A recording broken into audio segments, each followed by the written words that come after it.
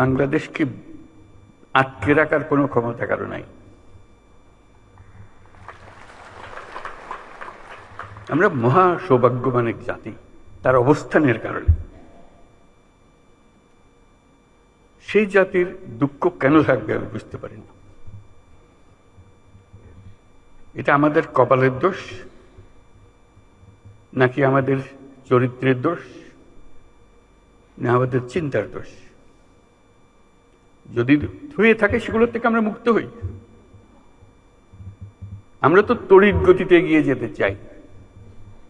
এটা একটা মহাশক্তিধর অর্থনীতি তৈরি হবে।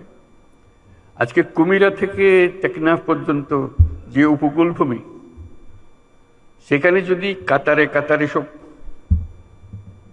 নৌবন্দর স্থাপন হয়, মাতারবাড়ির গভীর সমুদ্র বন্দর পর্যন্ত যদি আমরা দুনিয়ার সব জাহাজকে আশ্রয় দিতে পারি, তাদের কাজ করার জন্য সুযোগ সুবিধা দিতে পারি, আমাদেরকে আটকাবে কে? এবং শুধু যে সমুদ্র বন্দর আমরা ব্যবহার করব, আমাদের মালামাল যাবে, তা তো না।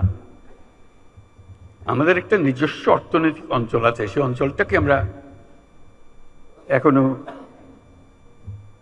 খুলতে পারিনি, কিন্তু অঞ্চল অপেক্ষা করছে আমাদের জন্য। আমাদের অঞ্চল হলো, উত্তরে হলো নেপাল আমাদের অঞ্চল। নেপালের সৌভাগ্য, তারা হিমালয় পর্বতের পাদদেশে আছে। দুর্ভাগ্য হলো সমুদ্রের দেখা তাদের হয় না। তাদের সমুদ্র দেখতে হলে আমাদের মাঝখান দিয়ে দেখতে হবে, আমাদের মাধ্যমে দেখতে হবে। সে পথ আমরা করে দিই, আমরা একসঙ্গে যৌথ অর্থনীতি গড়ে তুলি। তার সমুদ্রের অভাব, আমার পর্বতের অভাব, হাইড্রো, দুই অভাব একসঙ্গে পূরণ করি দুজনে। ভুটান একই কাণ্ড, তারও সমুদ্র দর্শন হয় নাই। তাকে সমুদ্রে আসতে হলে আমার পথ দিয়ে আসতে হবে, আমরা তাকে স্বাগত জানাই।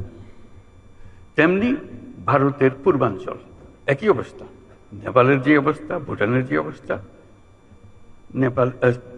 ভারতের সেভেন সিস্টারের একই অবস্থা।